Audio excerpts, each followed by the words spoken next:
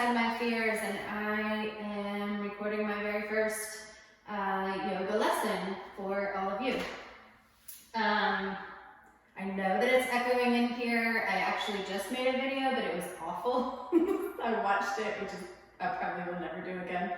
But that will get better. I'll put more stuff in here, record in a different room. We'll figure that out. So I just wanted to start with the most basic today. So everyone kind of said they wanted gentle, something to deal with the anxiety, beginner. And so what I thought I might do over the next few days is workshop a few poses, and then, in a few days within the week for sure, start doing a few sequences. Yoga, when it was originally developed thousands of years ago, there weren't hundreds and hundreds of poses. Some would say there's 108. There's some that say there were only 8, not 108, 8 to begin with. And you didn't get your second pose until you learned the first pose. But we live in 2020, and we live in America where we want everything right now.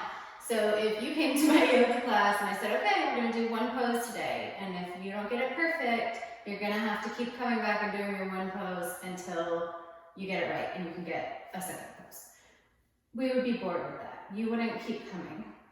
And so we've developed all of these sort of fast-paced sequences, vinyasas, in the West, which is not a bad thing by any means. I like my power classes as much as I like yin or gentle.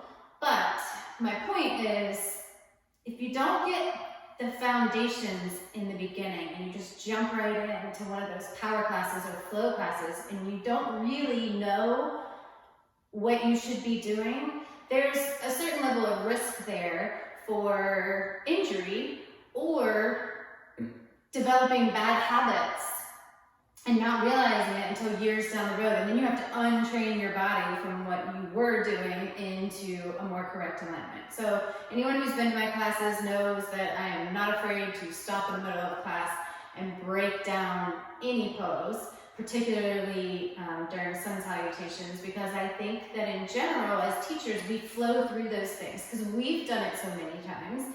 We don't need all of the cues anymore, but we sometimes forget that not everyone has practiced as long as we have. Some people, it's their very first time, and you can ask them and they still won't tell you that it's their very first time because there's, a little bit of fear there. So we're gonna workshop a couple of poses, get you some really good foundations, and then start stringing things together for a little bit of a practice. So today, the only thing we're gonna do is a downward facing dog. It's the quintessential yoga pose. It's not fancy, it's not Instagram worthy, although I have quite a few on my Instagram, but it is valuable. It will help with your headaches. It will help with your anxiety. It will help if you're an insomniac and you can't sleep. It will calm your nervous system. It will tone your arms. It will strengthen your shoulders. It will lengthen your hamstrings. It will build flexibility in your wrists and ankles. It will build strength in your wrists and ankles.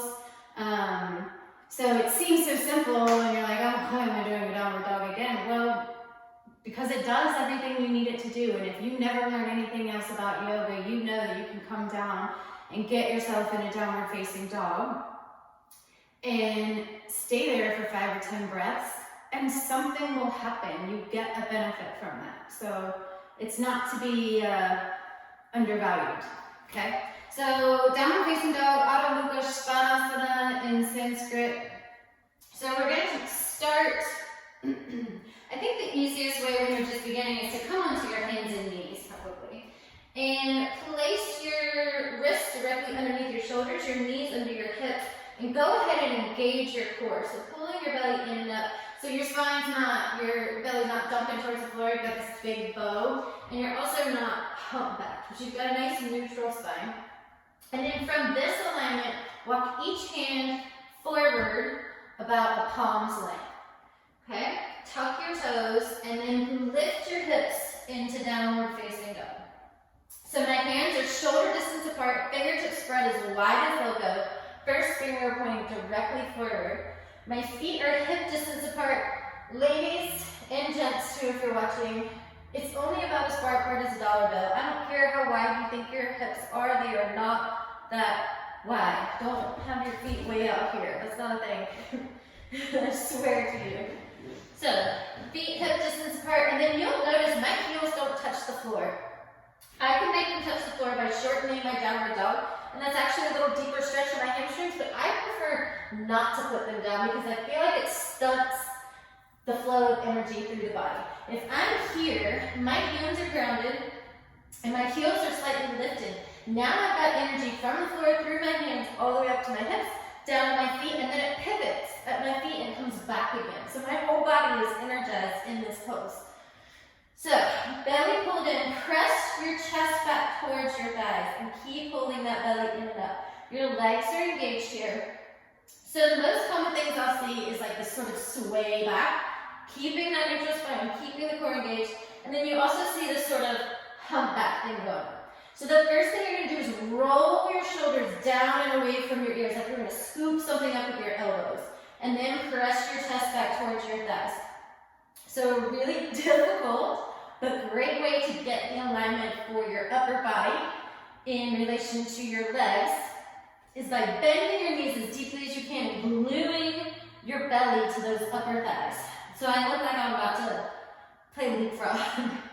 So press your belly into your thighs and then keep all of that length in your upper body. So this is work. Like my shoulders are starting to heat up a good bit here. And then keep your upper body exactly where it is. Don't change anything. Make sure that core is engaged. And then start to re-straighten your legs.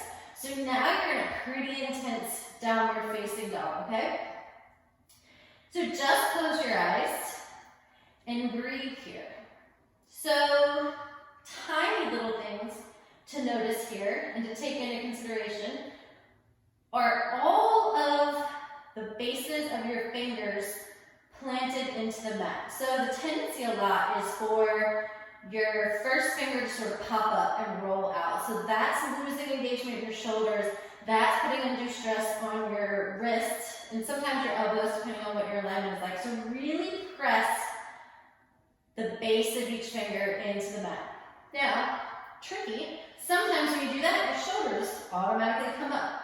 So you're not rotating just, it's not your whole arm here. So you're pressing the pads of your fingers into the floor, the base of your fingers into the floor. Keep your lower arm, so from the elbow down, right where they are, and then use your strength to sort of roll your shoulders out and away from your ears and create space. So nice deep breaths here. You might be cursing me right now, and that's okay. Believe it or not, downward dog at some point becomes a resting pose, becomes the place you go to catch your breath, to slow your heart rate, to reset, to neutralize before you move on to your next set of postures. Or if you're not doing yoga, it's a thing you use to reset before you go on to your next project or your next set of tasks.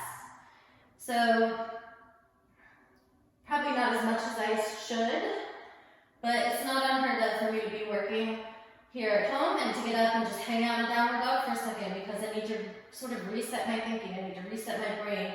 I need my body to do something besides hunch over and slump over in front of the computer. So still just breathing here. Notice if your belly's let go, it's easy to forget that while you're concentrating on all the other cues, but pull that belly back in and one more breath here. And then to come out, just a little itty bitty challenge. We're going to come out into a plank, pull the belly in and up here, and then shift forward and lower all the way to your mat. If you don't have the strength to lower slowly, plopping is 100% okay with me. So, downward facing dog. Looks so simple, there's actually a lot to it. So just keep those cues in mind.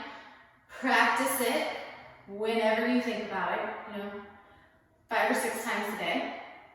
The longer that you can stay in in downward dog and focus solely on your breathing and what's happening in your body, the more peace this pose will be able to bring you. So if you're in this pose, but your mind is stressing about the virus, or listening out to what your kids are doing, or creating anxiety about what's going to happen when all this is over, or I need to get back to my desk because I've got a Zoom call, whatever it is, if you're on your mat and you're in the pose and your brain is not with you, it's not yoga. It's just gymnastics or just a shape you made with your body. So the most important thing I think I can give you in relation to just doing this one simple pose is use it as a way to practice being present. Because if you can't be present in your practice, you're not reaping all the benefits that the practice has to offer. So, before we go, just sit comfortably, cross-legged or on your knees, whichever you like. Bring your palms together in front of your heart. Bow your head towards your heart. And just take a moment here, one moment out of your day, to thank yourself for creating a little time and space to practice, to learn something new or something you already know but maybe needed a reminder about. And maybe send a little thank you out to all the people you know or don't know that might be watching the same thing at the same time or a different time. Doing the same practice as you, feeling the same feelings as you, suffering through the same fears and anxieties as you. Maybe just send a moment of peace and love out to all of those people and let them know that they're not alone. And always take a moment to thank mind, body, and spirit for everything they do for you each and every day. Namaste.